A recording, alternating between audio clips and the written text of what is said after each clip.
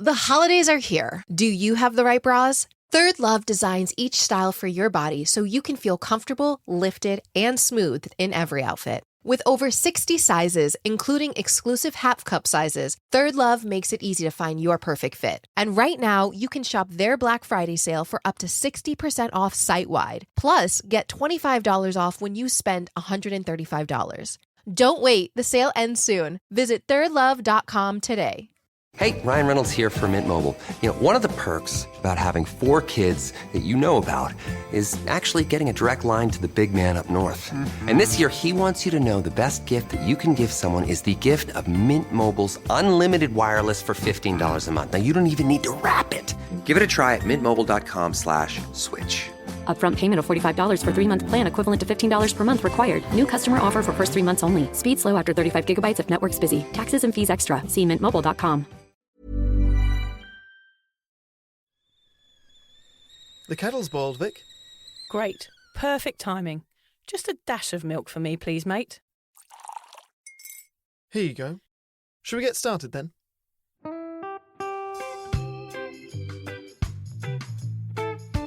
Have you ever woken up on a Sunday morning and said, I'm never drinking again, and then found yourself waving $50 at a barman by happy hour? Are you wondering why everyone else can stop at 1 while you head to a dodgy after-party with a weird bloke called Disco Dave? If so, it might be time to take a deeper look at your relationship with your reliable social crutch, alcohol. On each episode, we'll investigate our own dysfunctional dealings with booze and find out if it's possible to stop this deeply ingrained habit before things get too messy. Yep, we're going to open up a shame shed of humiliating drinking stories to help you understand why waking up from a booze coma each weekend with a kebab sticking out of your top pocket might actually be negatively impacting your health. Hamish and I are here to delve into what it's like being sober, an unwanted warts and all look into why giving up those cheeky pints or putting down those mummy wines will make you feel happier, help your anxiety and mental health, and turn you into the most sparkly, authentic version of you. Won't that mean I become boring though, Vic? Well, Hamish, we'll just have to wait and see. I'm Victoria Vanstone. I'm Hamish Adams-Cairns. And this is Sober Awkward.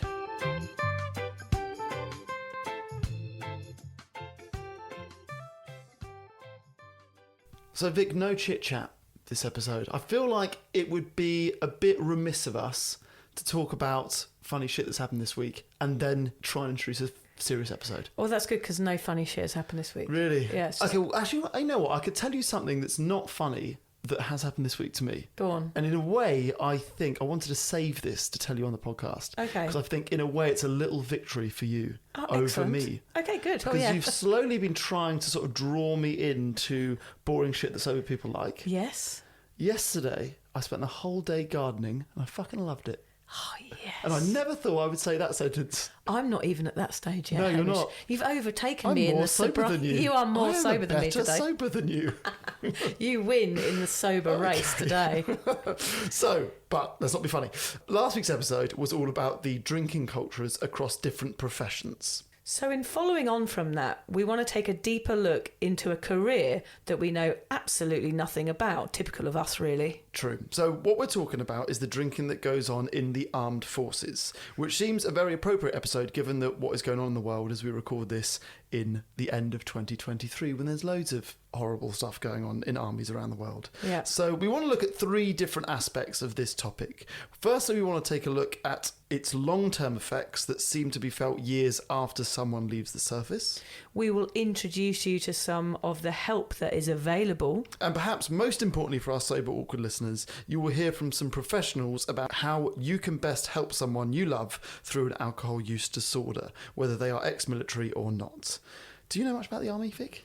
What do you think? Do you think I know about the army, Hamish? I know that you certainly have not served, but you might have had friends or family who've spent some time in it, or was it just purely what you've seen on Band of Brothers? Yeah, I don't know much about the army, Hamish, basically, is what I'm trying to say.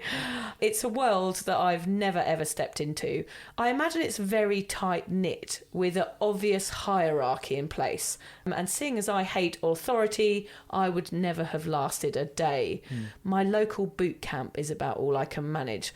But honestly, I think it's not only the hard physical work that would have killed me in the army, but also the mental strain, of which I think there are so many factors ignorance, being shouted at, wanting to climb ranks, living abroad, fitting in, isolation. I'm sure also there are still many really old-fashioned views in the army. You can probably tell me about this a bit later on, Hamish, but especially when it comes to equality, gender and sexuality.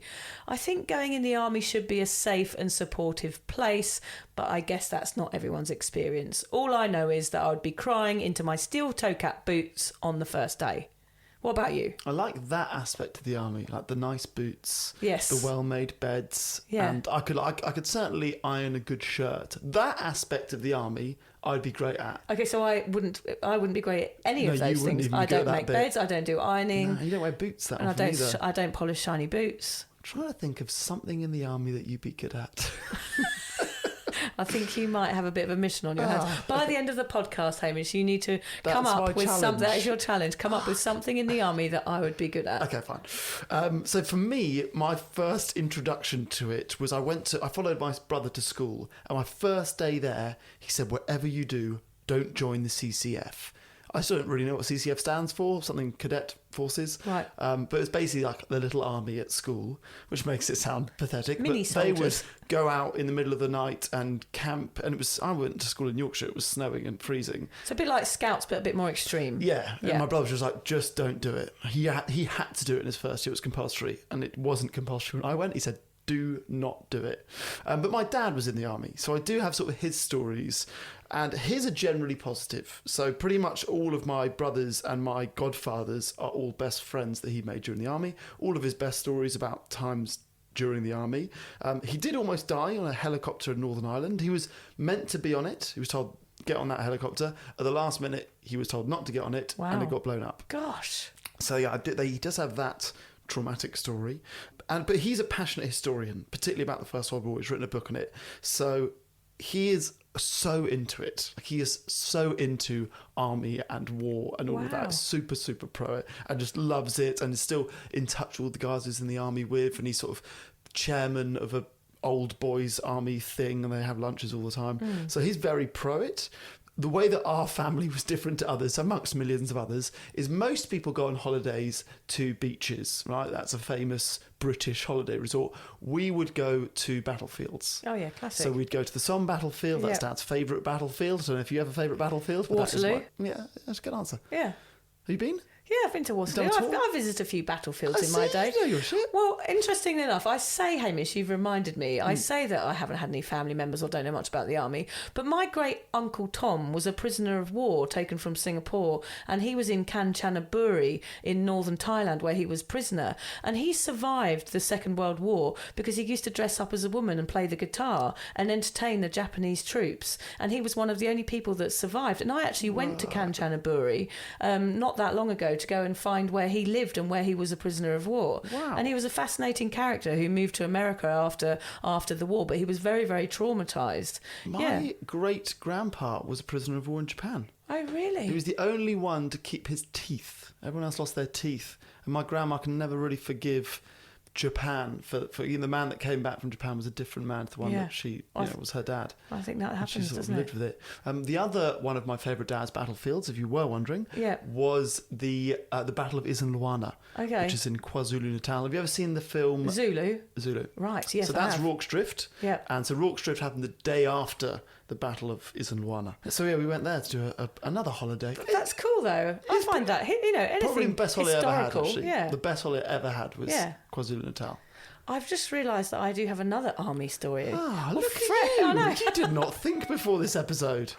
But my great-great-grandfather, apparently, you know this story about the French in the First World War, and they were in the trenches and they put the white flags up and they had a game of football. Yeah, Christmas Day. On Christmas Day. Yeah. Apparently my great-great-grandfather was the instigator of that. He was a general in the army and he made everyone wave the white flags and he was part of that. Okay. Yeah. So I do have army history in my family. And of course, my dad did national service. We're still of a generation where our parents probably had to do national service when they were younger. I don't think that stopped until the 1960s. No. So, yeah. You're basically an army family. I'm basically in the army, Have you forgotten everything that you know about your family? They're all connected to the army in somehow. Yeah. I basically am in the army myself. Still can't think of something you'd be good at in the army. No, come on, keep thinking. You could dress up as a girl and sing songs. Yes, I am a girl, You're not though. a great singer, but you could dress up as a girl. My mouth trumpet would go down very well There in the you army. go. There's the thing that you would do. When they're all low after a day, you go in there and you bring up the morale by getting dressed up as a girl and doing your mouth trumpet. Entertaining the Japanese troops. That's it. What have you got for us? Oh, this one again. Great. Right, it sounds like we need to do a little research here then. Now, clearly stats don't tell the whole story, but we have found these to actually be quite concerning. According to a paper published last year by the National Institute of Health, drinking has become a common and accepted behaviour in military culture, surpassing the use in general population. Right, so there are two things I want to say about that opening statement. God, I feel like a lawyer when I say You look opening like a statement. lawyer. Thank you. I've dressed up in a suit. Apart from the fact you haven't got any pants on, you look like a lawyer. And my willy's out. The first is that we are sure some armed forces are better than others, and some of the military will be sober in comparison to others who might have a problem with booze. You know, it's sort of a reflection of society, and we're not here to generalise. But the second point is that this stat is hardly surprising. We're talking typically about a group of young people, possibly in their teens or early 20s, joining a high-stress environment. I mean, how bad would our drinking have been if we joined the army? It's Bad. Inevitable. Plus, it's also important to consider the type of people who join the armed forces, and you'll actually hear a lot more about that a little bit later in this episode. Depending on where you get your information, victims of PTSD are far more likely to develop alcoholism to self-medicate symptoms of trauma. The Alcohol Rehab Guide website suggests that up to 40% of men and women in the US who have PTSD also have an alcohol use disorder, whereas the research done by Banyan Mental Health indicates the number to be closer to 46.4%. It's a huge amount. Huge. Now, one of the things that I found out during my conversations with both of today's guests, actually, is that stat is not quite as simple as it seems. It's not a case of PTSD causes an alcohol use disorder. Many of these people may have overdrunk before they were diagnosed, and today's media is actually a little bit too quick to jump on the bandwagon of blaming PTSD for everything. Finally, we know that alcohol misuse has negative impacts on your mental health. There is an acute suicide crisis among vets. I learned from Prince Harry's documentary on the subject that the number could be as high as 22 a day in the United States. Again, the exact numbers of this are difficult to track down, as you will find out from today's first guest. The obvious question is there a link between a drinking culture in the army, poor mental health, and these worrying rates of suicide? It's impossible to say for sure, but what we can say is that this is a real issue that is affecting those in the armed forces and their loved ones around the world every day. Given neither of us is qualified to speak on the subject, we have recruited two wonderful humans who have first-hand experience. Now, obviously, this is too big and complex an issue to cover entirely in just one sober, awkward episode. It would probably take a whole series. But I'm really proud of the conversations we've put together for you here. These two guests were wonderful, as you will soon find out. The first is Helen Bennett. She's a sober, awkward listener who watched her brother Matt struggle with the effects of alcohol and PTSD for years after he left the army. She bravely reached out to us and asked to tell his story in the hope that it might help others. Helen spoke to a few friends before our chat that served with Matt in order to hear some stories that he never told her directly, and that is where we will begin.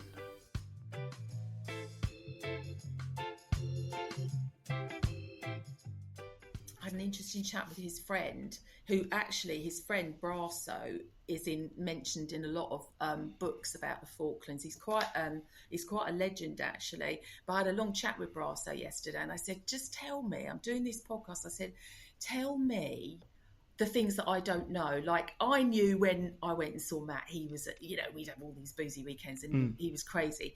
And I knew what he was like when he was melting down and drinking litres of stuff.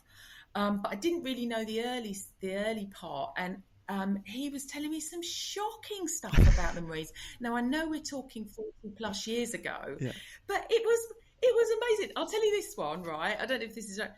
He said, I've had a chance to think about it. He said, they were paid £7 a week, the Marines back then. He said, we paid 50p a week when we joined into a pot, right? And after, was it 6 weeks? After a period of time, they were all taken into a hall. They had to lie down under a keg of beer, which was operated by a foot pump, and they were told to open their mouth, and they were shouted at, glug, glug, glug, you're a fucking Marine now, you drink. And I was just unbelievable. Yeah. Yes, it started off at fun, and you go, well, where does the 17-year-old boy start or stop, and where does the Marine? Active encouragement, active participation, and very frowned upon if you didn't do it. You know? Well, I imagine the day that you join the Marines, that's the end of childhood. You can't act like a teenager here. You can't act like a normal 17-year-old. You're going to be treated like an adult like the rest of them, including drinking like someone 15 years older than you, I imagine is what would be expected. But he was 19 when he saw action in the Falklands, quickly followed by a horrible stint in Northern Ireland. Can you remember speaking to him during that time? You know, what were his stories from the battlefield? None. He didn't talk about it.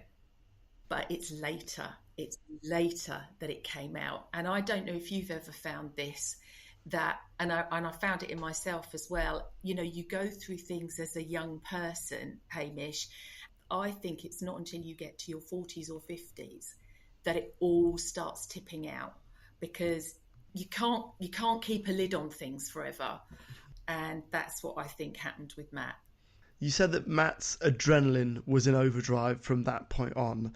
And he said, this is quite a sort of heartbreaking quote that you remembered of his, which was, those who say they aren't affected by the experience are either liars or psychopaths, which is sad that it's probably true. Did you notice any changes when he came back from that? You know, I know it was a long time ago and you were young yourself, but did you notice a different Matt come back from the Falklands and Northern Ireland to the one that left you at 17? Yes, I mean, he came back without a scratch on his body, which was incredible given some of the experiences in the situations that he was in. He came back a quieter version for a little while. And then, of course, we wouldn't see each other for a couple of 3 months, maybe more at a time, because he was away. But I do think, now that I look back and reflect on it, Hamish, I think his drinking ramped up. It was bad enough, but ramped up after he saw active service. And then his behaviour got crazier.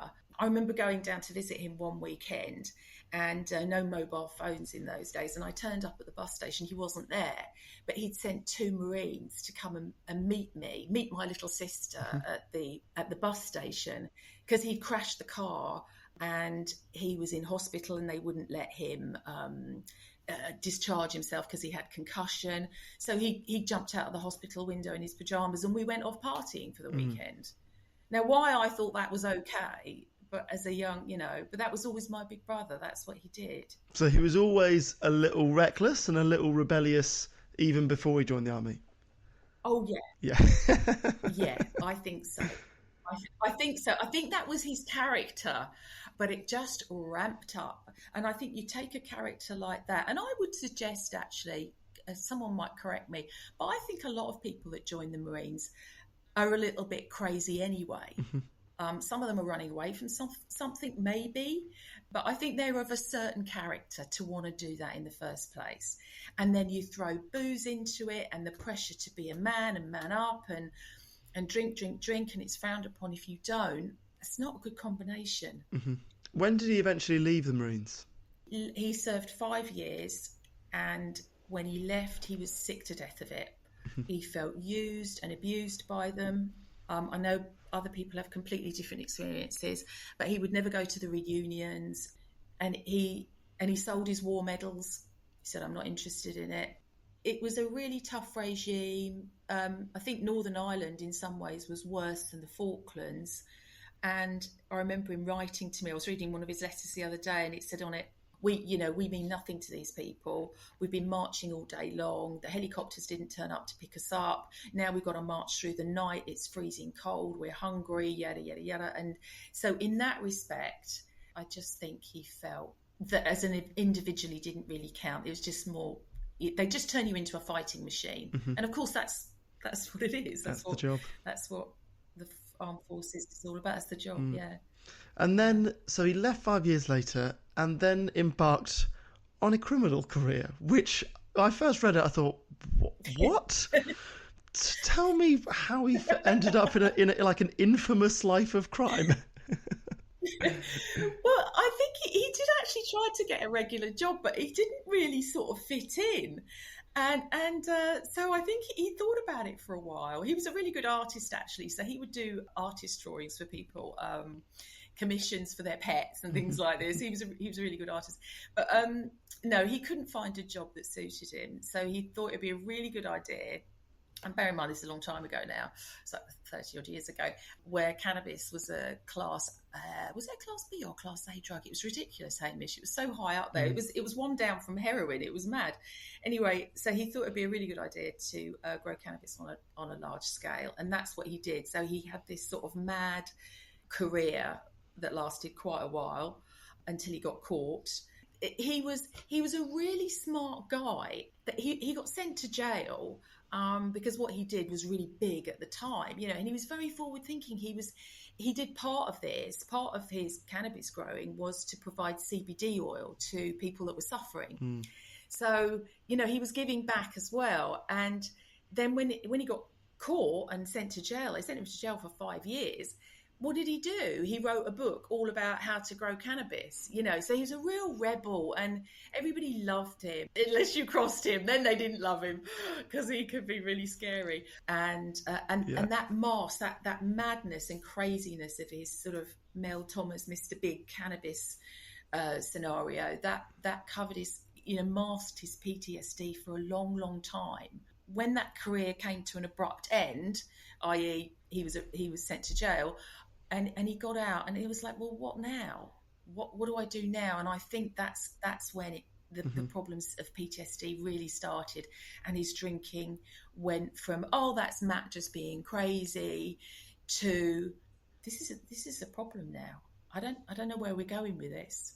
Do you think there was an element of the rush, the rebelliousness, the adrenaline, the excitement of doing something illegal that sort of, having left the army when that is the environment, made him feel normal? Is it possibly. When you struggle to adapt to civilian life, you might crave that sort of extremism that a life of crime, I imagine, gives you. You might have hit on a point there. I'd never considered that before, but that's possibly it. And I think with his adrenaline being sort of pumped, he would often sweat.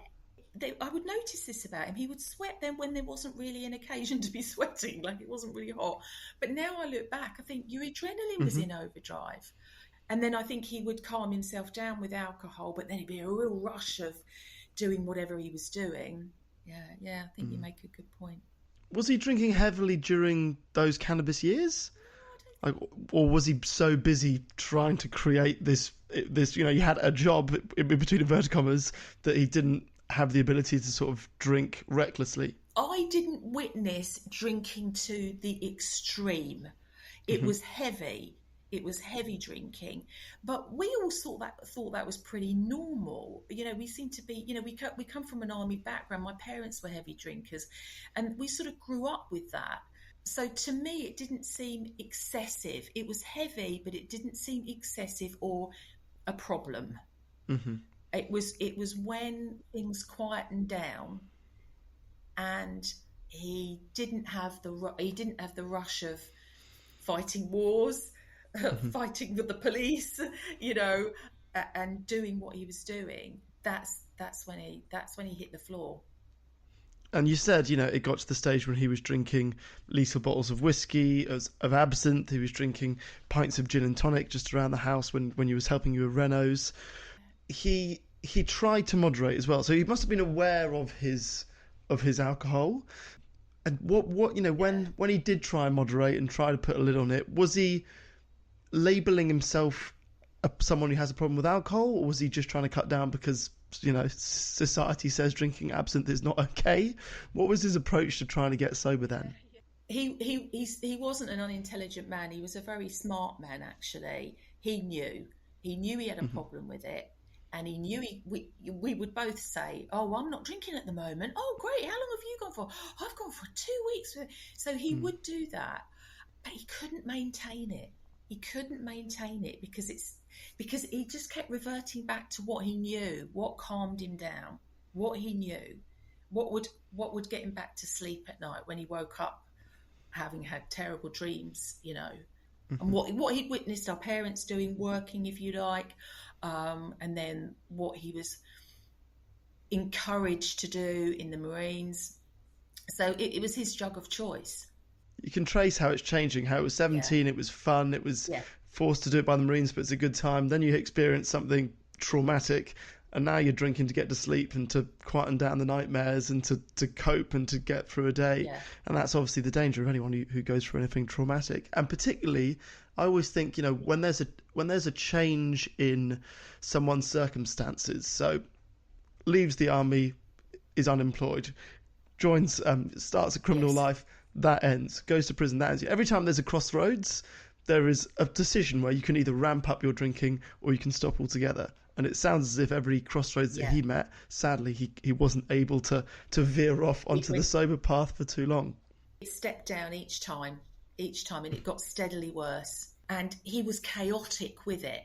It wasn't just Matt sitting at home, drowning his sorrows, you know, with a bottle of whiskey. He was chaotic. He would get in the car. He would do crazy things. I remember once he went into a this is actually quite funny. He went into a supermarket and decided it would be a really good idea to steal loads of legs of lamb. I'm like, how many legs of lamb do you need? You know, and then gets chased down the street by the security people, and he's throwing legs of lamb at them and effing and blinding, and it was nuts. It was just like, I'm like, why are you doing this? What's going on? You know. So it was nuts. It was nutty stuff like that, really sort of off the wall. Would he listen to you when you brought something like that up, or was he ever in a relationship with someone who was trying to get him to quieten down? No, he wasn't in a relationship, unsurprisingly. He had the odd... a bit of a difficult date, wasn't it? He did have the odd relationship, but it didn't really last. And he would listen to me and he'd say, I know, but then he'd do it again. He needed professional help and he didn't talk to anybody, and his life spiraled down as a result, in my view. Well, you said, you know, he wasn't diagnosed with PTSD until much, much later in his life, when something quite extraordinary happened on the M5. Tell us what happened that day. Yeah. He got drunk, got in the car again. He was always losing his driving licence. Got in the car again, and he turned the car on its roof on the M5. How he clambered out of that wreck, I do not know. And he ran from the scene. And then he got home. He went straight to the pub because he then knew that because he wanted to cover up the fact that he was drink driving. So he went to the pub, downed a few pints, and when he got home, the police were outside his house with tasers. His response was, "You're fucking brave when they're not shooting back at you." And they arrested him. Okay, and was it at that point that Combat Stress, which is a charity set up for veterans' mental health, was it then that they stepped in and said, hang on a minute, this looks like PTSD, let us see if we can help? Yeah, well, in fact, they can't, you know, this is the ridiculousness of the situation is they can't step in. You have to approach them. Okay. So he did. I said to him, Matt, this is what it's all about. Finally, the penny dropped with me. I was like, oh my God, this is what it's all about.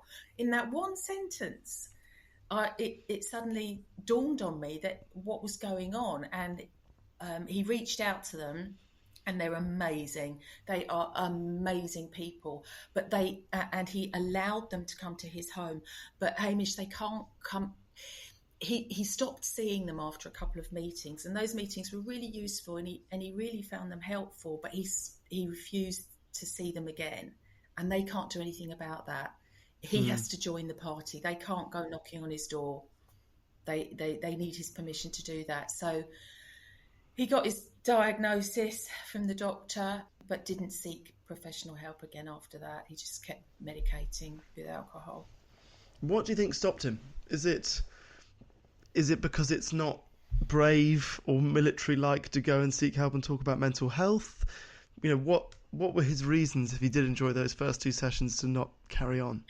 Yeah, I think it's a lot to do with pride and maybe sort of Marine pride still in him. It's not the thing that men do. They don't talk about their problems or their issues. And don't forget, we're talking sort of his experiences were 40 years ago. I hope that young lads today are a little more evolved, because I think we talk about it more now, don't we? And I hope that they will go and find some help, and reach out to somebody, because this stuff will kill you. And that's exactly what happened to Matt. It killed him. Yeah, so he eventually passed away age 56, wasn't it, to a heart attack. Yeah. I was sort of glad that this wasn't a story of ex-veteran commit suicide, but it was a heart attack which was very much connected to his drinking. Does he also have something wrong with his liver when in the post-mortem? Yeah, it's really funny. I always thought that when you drink as heavily as Matt did, that your liver will give out. But I understand that it's more often heart attack or stroke that will kill you, and that's exactly what happened to Matt. He had a massive heart. He went to bed one night, had a massive heart attack. He wobbled home from the bar, went to bed, had a massive heart attack, never woke up. So I thank God it was quick, but it's such a shocking thing to happen. And what was funny, a lot of people, when I said my brother had died, it was really interesting how a few people just assumed that he'd killed himself. And I said, why would you think that? But in a way, Hamish, maybe he did. Yeah. I read it and I thought it's actually tragic, because we are all aware of the numbers of veterans who commit suicide. Like, that number is well reported. And we've got to do something about this. We've got to do something about this. What we don't consider is people like Matt, who certainly died as a result of PTSD and the effects of that, but would not be counted amongst the tally of ex-vet commit suicide. We need to focus on mental health.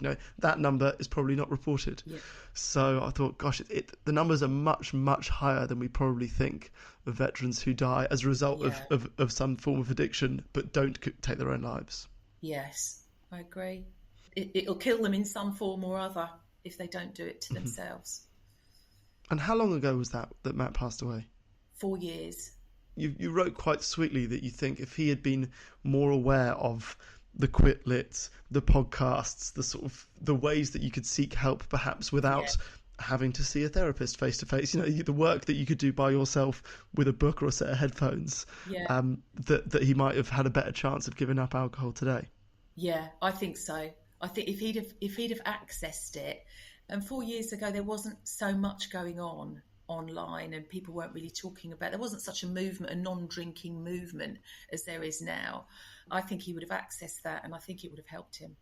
When you look back at the small decisions that could have gone differently, that could have led to Matt being alive today, do you look at it as he should have been better taken care of in the Marines? Was it that there could have been more charities reaching out, or he wasn't open enough to the quitlet and all that, or the quitlet and all that wasn't available? What could have changed? If you could turn back time, what could have changed that would have saved him? Certainly some sort of decompression after having seen active service, and that decompression not involving alcohol, talking to somebody, maybe in a group setting where everyone was encouraged to talk. And I mean, I know that between them their mates would talk, but I think some more structured help to know that they're not, this is normal to feel like this, and you can start to feel better afterwards, that this is a normal process once you've been through something traumatic. So yeah, I think there should be some responsibility taken by the armed forces to look after their boys, and to not throw alcohol down their throats as a sign of manhood. Even I question myself, why didn't I talk to him more about it? And it really was not until it reached crisis point. And I remember one Christmas he got really, really drunk. It was horrible. And he ended up passing out on he would actually laugh at this. He ended up actually passing out on the kitchen floor, and we had to step over him every time we wanted to go into the kitchen, because I couldn't lift him. He was such a big guy. And when he finally came round, I was hugging him like a baby. He was on the floor and he was crying. And I said, Matt, you've got to find another drug because this one isn't working for you anymore. So maybe I didn't do enough. Maybe none of us did enough. But drinking's so acceptable. And what do you say when you go, oh, I've had a really tough day. Oh, I'm going to go home and have a bottle of wine. Everyone goes, oh, good on you. That's great. Yeah, good for you. So I think we all need to take some sort of responsibility when we see somebody struggling to step in with love, not with judgment, and try and help. Yeah. I can't thank you enough for reaching out to us, Helen. I know it can't be easy to talk about these things. It's not distant history. This is all in the last 4 years. And I know that not long after he passed away, you two went sober, and you've been sober for 3 years, which is awesome. I'm so glad that the podcast has done a little bit to help. Oh, no, massively. Oh, thank you. Well, I hope that by sharing this story, that it will help, either... we're not just talking about the armed forces with this story. We're talking about someone whose brother or sister or mum or dad is over drinking and people feel helpless to know what to do. It's obviously people who are leaving the army or people who have experienced trauma. I hope it sort of reaches all of those people looking for answers and hopefully, might help save a life like Matt's. Yeah, I hope so. It's been nice to talk about him.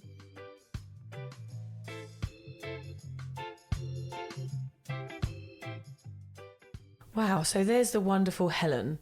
I was rocked a few times by her story and that desperate feeling of not knowing how to help.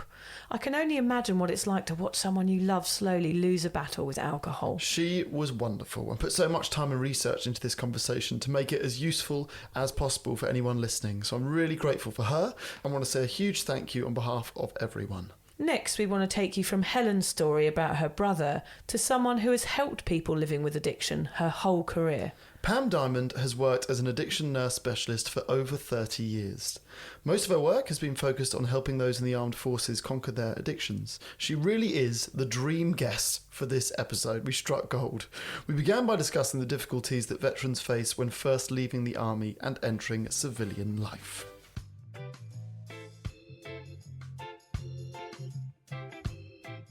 So the boundaries in the military are very strict. So therefore, when people leave, they can be all over the place. So there's a bit of a before, during and after, I think, but not with everyone. Where I'd love to start is what a day in the life of an addiction nurse looks like. So I'm sure that you have to treat every patient differently, but typically if someone walks in to see you, how does that session play out? It would depend whether it was a new patient or whether it was somebody that I'm already working with. But, the first thing is to obviously engage with the person. And I think if it's an initial appointment, that's my main thrust of that appointment, is to engage and try and help that person to be at ease, especially if they are within the military environment, because it's probably taken them a lot to get to me. And did they have to reach out to you, or did they get sent by GPs like you mentioned? How do they sort of come to your door? I will accept referrals from every direction as long as the person is aware of it and motivated to do something. And how often are these people that you're seeing still in the military, or how often have they left and are dealing with PTSD symptoms after that time? So my caseload at the moment is 2/3 veteran and 1/3 still in the military environment. But I would suggest the PTSD issue can sometimes be a bit of a red herring. So I'm not disputing at all that there is PTSD out there, because of course there is. But I think unfortunately sometimes the media jumps on that first without seeing a bigger picture.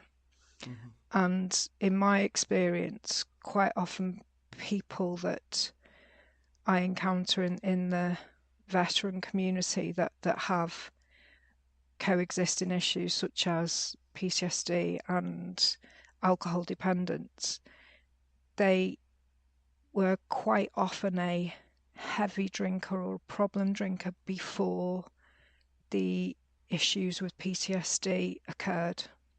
So what do you think of the people that you do see who come to you with some sort of addiction issue, what do you think is the root cause of many of those that come to your door? We're all really complex creatures, and therefore in addiction, which I feel is extremely complex, that it tends to be multifactorial, and quite often I think it's about the type of person, the personality type of the individual. So at the moment I'm dealing with a military and former military population. So it's the type of people that gravitate towards that environment. So they're likely to be risk takers, boundary pushers, which can be fantastic if channeled in the right area, as we all know. Quite a lot of them are perfectionists, high achievers, but when they find themselves unable to channel that, or don't even understand that aspect of their personality, quite often they can find different ways to, whether it's self-soothe, whether it's understand themselves, but generally the culture of the military can quite often allow people to find themselves using alcohol more than they would have done in a different environment. So I think there's two things that I'm always not looking for, but certainly alive to, and that is the person's personality type and traits, and how that has manifested in the community, in the military or not. But generally the people that I see have developed issues either pre-joining or within their time in the military.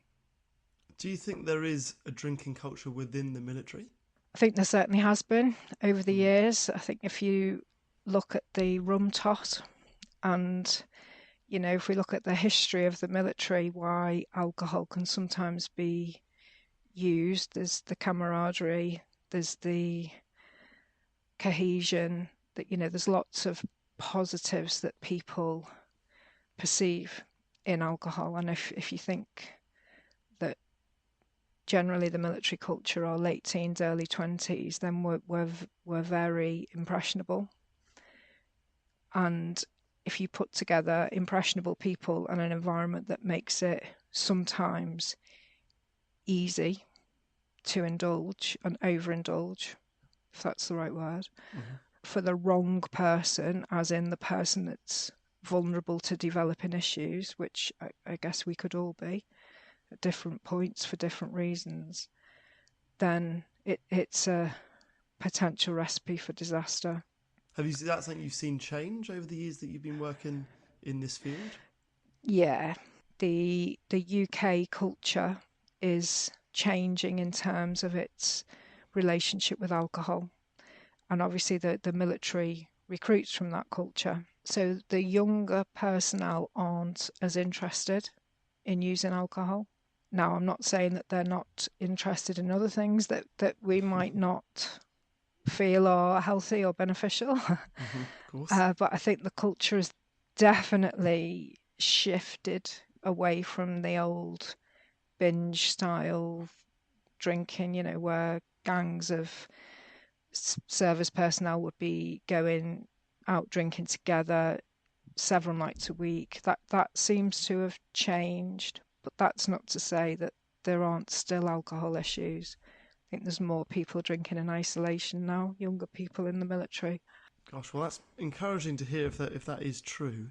It feels as if the world is talking about mental health more than ever, but I'm not sure if this is necessarily true of those in the armed forces. They're trained to kill and to be brave. So how challenging is it to help a veteran who is struggling with an addiction but might not be inclined to reach out for help?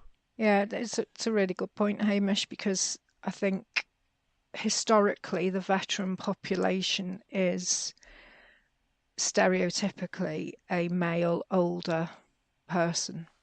That's changed over the years, but we still have clearly older male veterans who do find it hard to ask for help.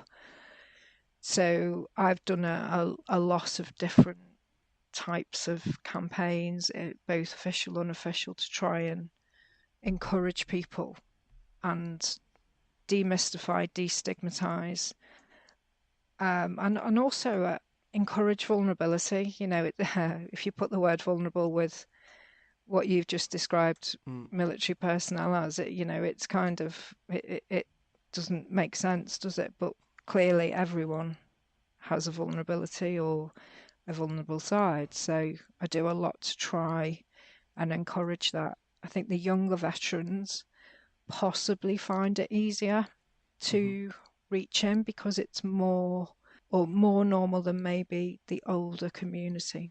It's more acceptable, sorry, not normal, acceptable.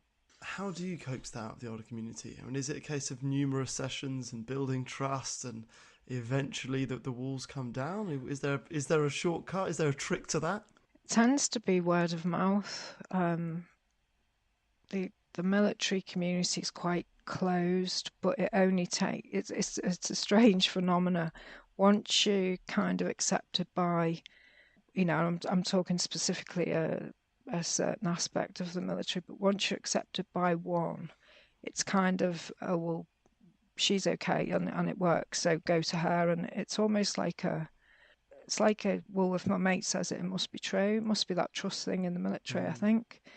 But there's a lot about trying to meet people where they are, as in both physically, so go out to places where people are, so, you know, events and meetings, etc.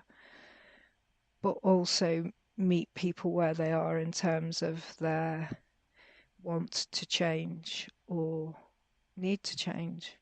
But I have to modify my approach, obviously, to every person, which is right because we're all so different. And I imagine, you know, getting someone to speak vulnerably is the first domino in potentially getting them to address an addiction issue. But there's a lot of steps to take in between those two. So, you know, once you've got someone talking, what's your next plan of action? I put the addiction to one side to start with. I want to know about them because too often, as we know, when somebody's in a place with a habit that they don't want to be, that it feels that that's their defining characteristic, and it's not. So I'm interested in the person. I want to know about them. You know, I know there's an issue because that's why they're in front of me. So to try and engage with them, I want to understand about them, but I also give them my background as well, because I think it's really, really bizarre. We, as professionals, we kind of can get, it's probably quite arrogant, I suppose, where we just expect, well, that's what we need to do, so people need to tell us. Well, if someone asked me the questions I ask people, I really wouldn't feel in a place to tell most people. So it's all about trying to be human. I think that's my baseline, just be human.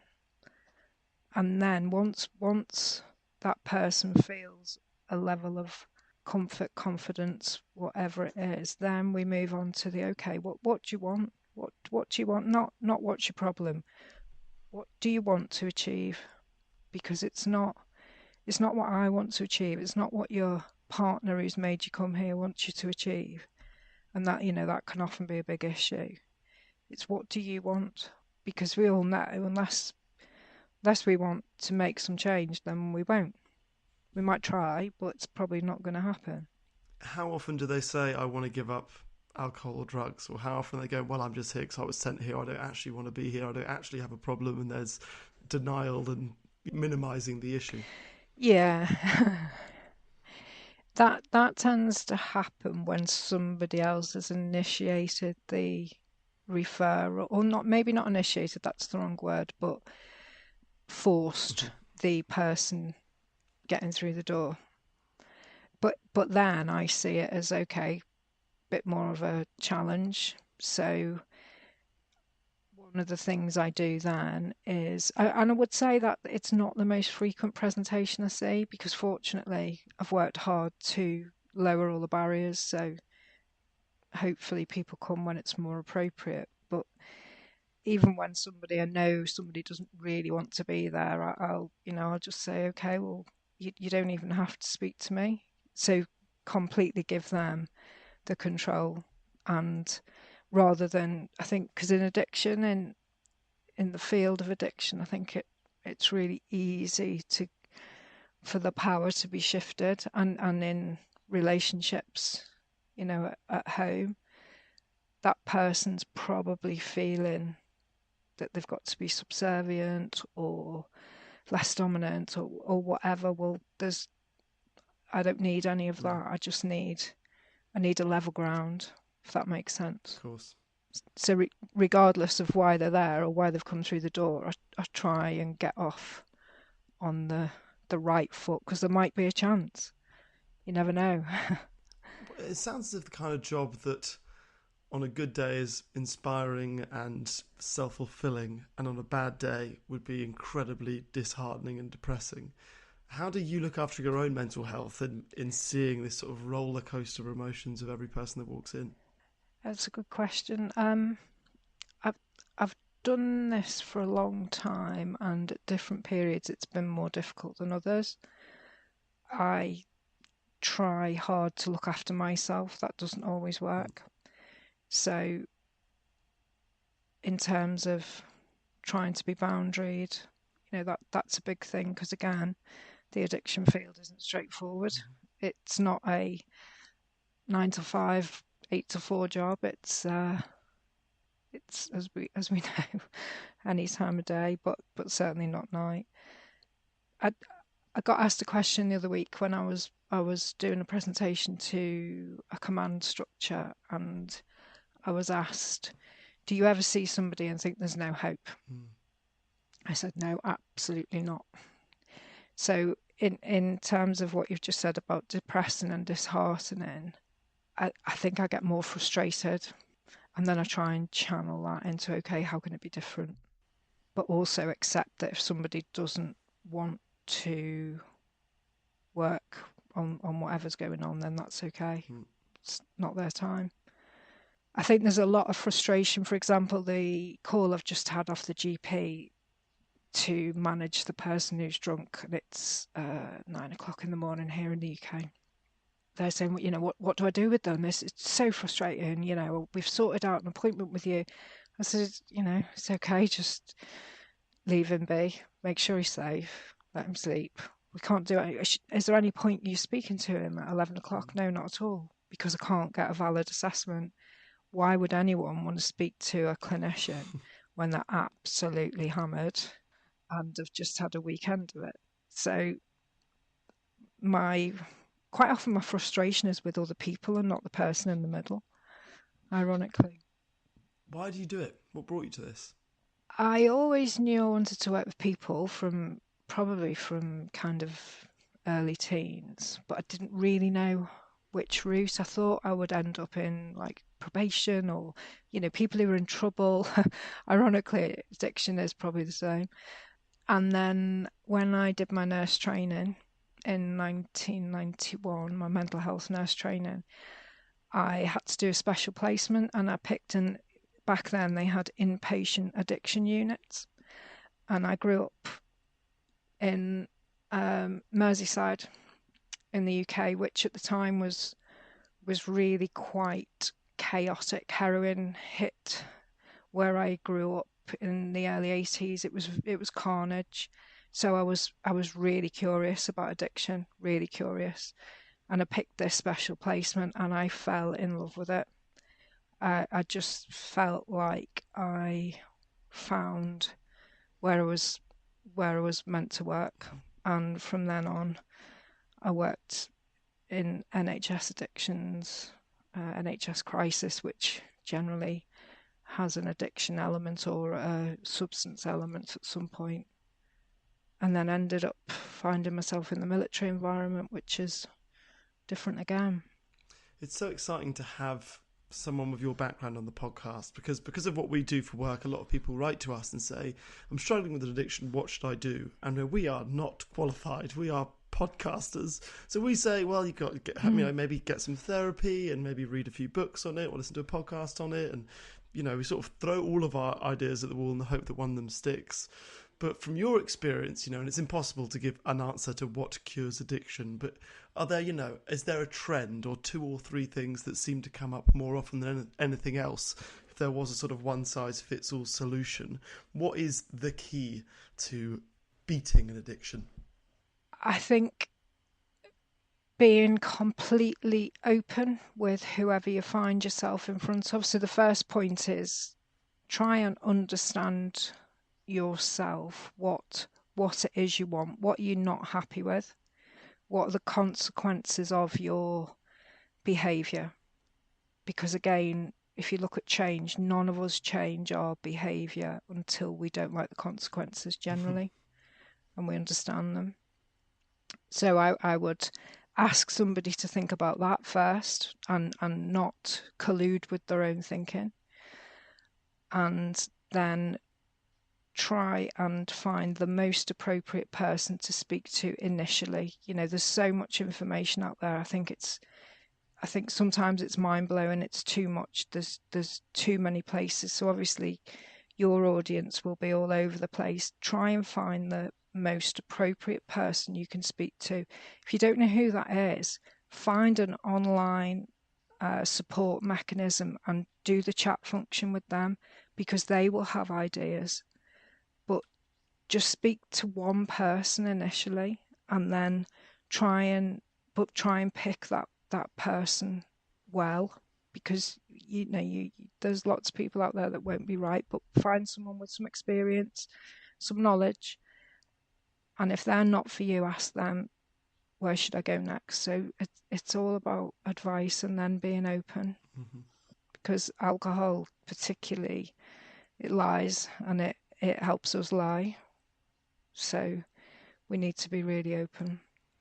What I love about the work of the Royal Marines Charity is that you are there not only to help the veterans, but also their family, who typically feel the effect of any substance misuse more than anyone else.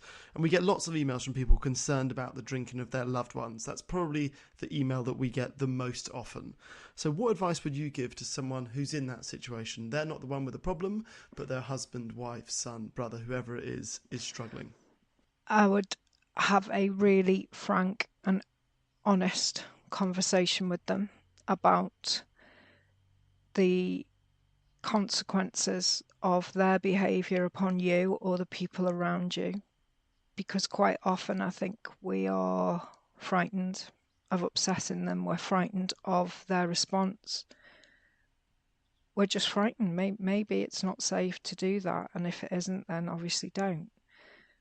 But if it is safe, to have that frank, honest discussion about consequences, then pick your moment. Obviously don't do that when the person has been drinking, all evening or whatever. Try and pick the best moment.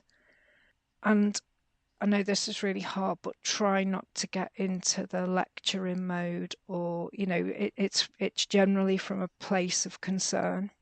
But when any of us are asked about our drinking, so if a GP asks people about their drinking, there tends to be a standard response, because for some reason we automatically get resistant or defensive, and that's the risk when you are speaking to somebody about their issue. So I think it's setting the scene, please listen to me, this is because I care. So set the scene and then have that open and frank discussion, not shouting, etc., if you can. And then try and support them to the next step. But it's really, really hard. Quite often the people around the individual are ready for help more than the individual. Yeah, that seems to be the recurring theme, really. Until they're ready, it sounds like you're just sort of, shouting at a wall. It sounds like you're not going to get much response. But it's interesting to look at it in that way and go, this is how it's affecting me, rather than go and get therapy or go and read this book or get sober. Being less authoritarian and more, this is the way it's affecting my life, the consequences of your actions. Yeah, I think a really good question, if you get an in with somebody, whoever it is what do you need from me to try and help you? What do you need me to do to try and help you? because you're trying to empower. Somebody with an addiction issue tends to feel that they're always in trouble. They're always getting told off. They're always messing up. And obviously I'm smiling because I'm thinking about some of the military stuff, being in trouble. But, people who end up in a very bad place with dependency, they're used to being told that they are not worth anything or feeling that they're not worth anything. So this is about trying to empower and saying, what do we need to do to try and get things back on track? I think that's really quite powerful.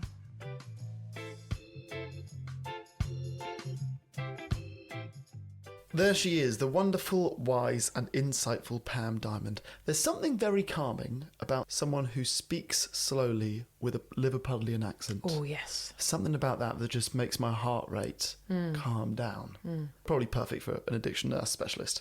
What I loved about my chat with Pam was that she has seen it all. Nothing phases her, and she was able to share so many nuggets of information that could help all of us. It doesn't matter whether you're in the military or have nothing to do with it at all. What this boiled down to is, how do we overcome an addiction, and what do I do if someone I love is struggling? What an inspiring woman and career. Incredible. It's important to say at this point that there is a dangerous narrative of the broken veteran that seems to spread its way through a lot of the media and society in general. The truth is, only some that leave the army come out with PTSD, and only some people that get PTSD have an alcohol use disorder. But the narrative is loud, and I don't want to be here to feed into that because I totally disagree with it. The crucial moment when someone leaves the army and tries to re-enter civilian life is hard enough without these narratives, and the struggle with this is the genesis of so many problems with addiction. Those that pass through the military are some of the most brilliant people you could ever dream of meeting. Like my dad. And my granddad and my Uncle and Tom. Pretty much all of your members of your all family, of my it family, turns out. And me. We're not generalising here, but it's really important to shine a light on this subject because it affects so many people around the world. Let me just take this moment to thank both Helen and Pam for their contributions today. I also spoke to two friends of mine who have been in the military or are still in, but would rather not speak on the record, in the hope that I'd covered some of the most important points. They helped me with some of the questions and creating of this episode. You do a lot of research in this podcast. People don't realise, Hamish, do they? This podcast took me more time than probably 3 put together. Yeah, this was Hamish's mission, this one, yeah. So I hope it's 3 times better than average. I think it will be. If not, bad time per quality ratio. Yeah, I think it's going to be amazing. But like we said, this is just as much an episode about the military as it is about how to best overcome an addiction. So we hope you got something from it, whatever your situation. So I would like to end this podcast with a Kay Tempest quote, because they are my favourite and perfectly sum up how I feel about this subject. So this is from their poem Ballad of a Hero, which I'd encourage all of you to listen to. I'll put a link to it in the show notes.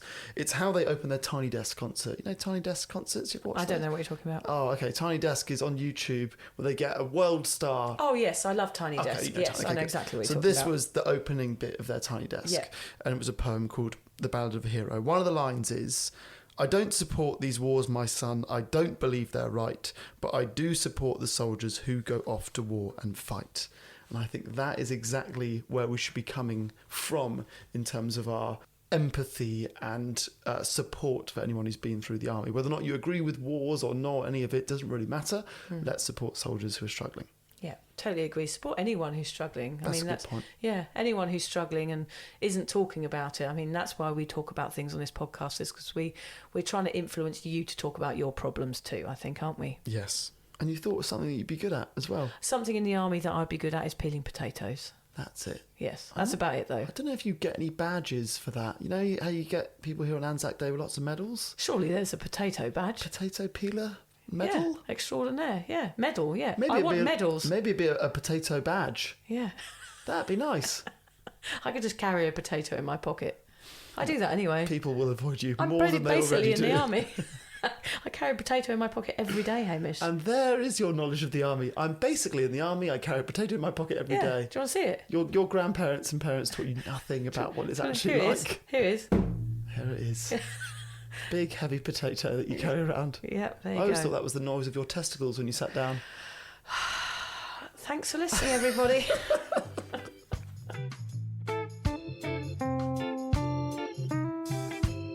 If you're questioning your relationship with booze, you're struggling to moderate, or your hangovers are causing anxiety, it might be time to reach out for some support.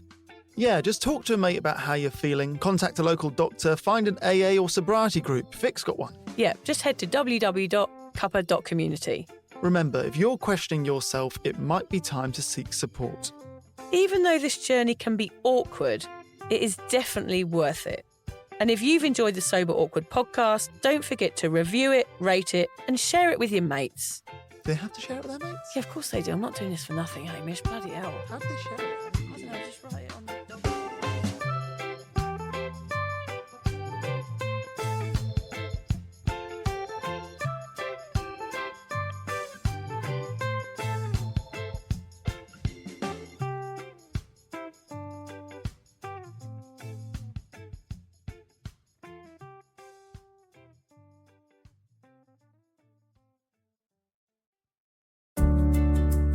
Hi there. I wanted to tell you about a podcast that I think every single one of you will benefit from. It's called Therapy Works, and it's hosted by me, Julia Samuel. I'm a best-selling author and psychotherapist. I invite you into my therapy room where I speak to either a known or unknown guest. Topics range from the difficulties of divorce, a life-changing illness, to the struggles of motherhood. Search Therapy Works now, wherever you get your podcasts, and subscribe to make sure you never miss an episode.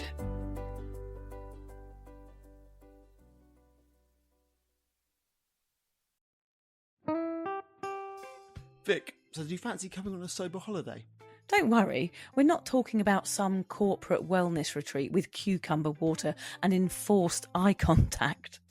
No, this is a sober awkward retreat. 8 days of sun, sweat, laughter, and absolutely no hangovers.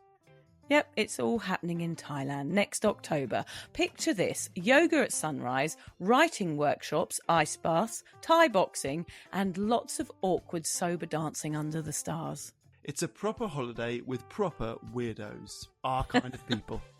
Yeah. You'll meet legends who've also given the booze a boot and want to have fun without feeling like a social reject. Come solo or grab a mate. Bring your awkward, bring your sun cream. No pressure, no judgment, just a big, warm, sober hug in paradise. All the info is at soberawkward.com/retreats. Come and get sweaty with us, emotionally and physically, in our all-inclusive jungle resort. You'll start out as 15 strangers and leave with 15 new sober mates. I'm not sure I want 15 new sober mates, actually, particularly sober ones. Yeah. Oh, well, you're not invited then. Fair enough. Hannah Burner, are those the cozy Tommy John pajamas you're buying? Paige DeSorbo, they are Tommy John. And yes, I'm stocking up because they make the best holiday gifts. So generous. Well, I'm a generous girly, especially when it comes to me. So I'm grabbing the softest sleepwear, comfiest underwear, and best fitting loungewear. So nothing for your bestie? Of course I'm getting my dad, Tommy John. Oh, and you, of course. It's giving holiday gifting made easy. Exactly. Cozy, comfy, everyone's happy. Don't wait. Shop Tommy John's biggest savings ever and get 50% off site-wide at TommyJohn.com/comfort. Whether you're sending an unforgettable gift or treating yourself to everyday perfection, Omaha Steaks delivers the world's best steak experience. Gift USDA certified tender steaks, juicy burgers, cozy and convenient comfort meals, and so much more. Save big on unforgettable gifts with Omaha Steaks. Visit omahasteaks.com for 50% off site-wide and an extra 20% off select favorites during their cyber sale. And for an extra $35 off, use promo code HOLIDAY at checkout. That's omahasteaks.com, promo code HOLIDAY at checkout. Terms apply. See site for details.